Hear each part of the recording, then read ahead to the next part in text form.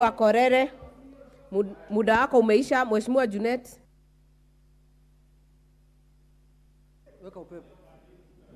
Madam Speaker, thank you for giving me an opportunity. Madam Speaker, first I want to bring to the attention of the House. Madam Speaker, we are discussing the National Police Service of the Republic of Kenya. And Madam Speaker, this police service is funded by the taxpayers' money, Madam Speaker.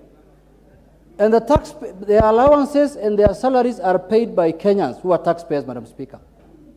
And Kenyans are both in that side of the House and this side of the House, Mr. Speaker. We all represent Kenyans, Madam Speaker. The people we represent in this country are also Kenyans. We are not representing here Tanzanians or Ugandans, Madam Speaker. So, Madam Speaker, let us not use the floor of this House to create a picture of a partisan police force, Madam Speaker, or police service. We must be careful of that, Mr. Speaker. I expected, when the mover moved the motion, the next thing we should have done in this House, Madam Speaker, is to observe a minute of silence for those people who are killed and who died, Madam Speaker, and who are mortuaries, Madam Speaker. Madam Speaker, stand up now and serve a purpose of minute for people who are in mortuaries in our constituencies, Madam Speaker. We are just putting on suits here, but we are not happy, Madam Speaker. We are stand up and observe a minute of silence, Madam Speaker. Let's observe a minute of silence.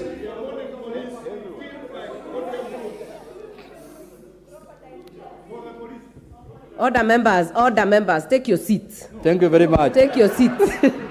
Madam Speaker. Order members. Honorable Junet, we will do the minute of silence after your contribution. Okay, thank you. Madam Speaker. Madam Speaker, my time is running. Madam Speaker, the most shocking thing in our country, Madam Speaker, is the way things change. The more things change, the more they remain the same. Madam Speaker, people have been complaining about police force since independence. And a new constitution was brought into this country, Madam Speaker. We changed the police force from the former police commissioner to IG to police service, and the constitution is very clear, Madam Speaker. It's saying national security is subject to authority of this constitution and parliament. Madam Speaker, it is us who are supposed to hold the police force accountable. And that's what we are doing this afternoon, Madam Speaker. This is where they are supposed to be held accountable for their actions and commissions and omissions, Madam Speaker. So, Madam Speaker, if we are the ones here who want to defend them as though they are our gardeners or our staff at home, then, Madam Speaker, we are lost. Where else will they be held accountable if it's not on the floor of this House, Madam Speaker? Madam Speaker, if we don't question on the floor of this House the death of 30 or 40 Kenyans, where else are we going to ask it? In the streets? Madam Speaker, we must take our responsibility as a House very serious. And this is where issues of concern to the nation is discussed, Madam Speaker. Madam Speaker, I want to say this categorically. Personally, where I represent my constituency, we have lost people.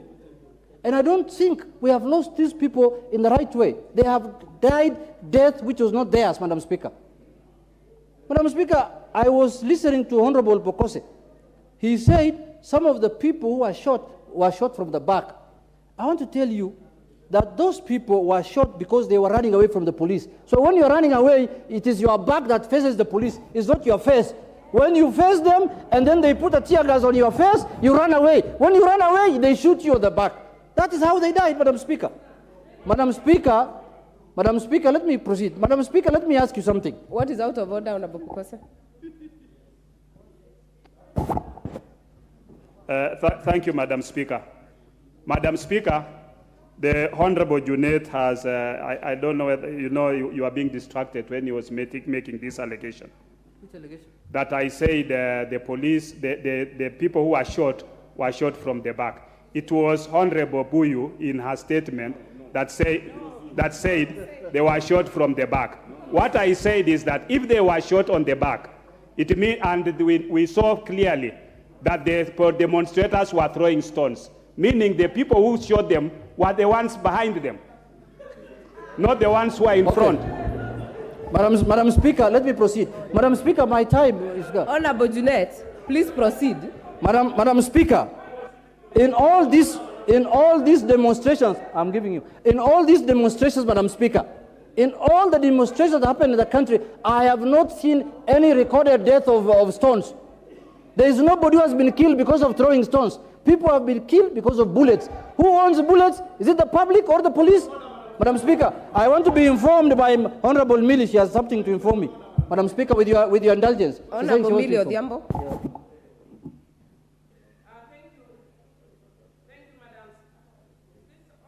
Yeah.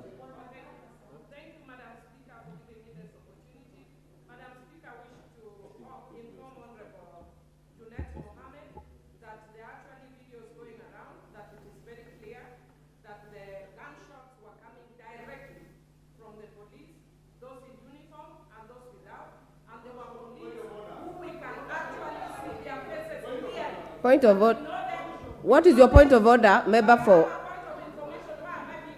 Honorable Millie Odhiambo, I don't want us to use points of orders and information to debate. Honorable member for Madeira, what is out of order?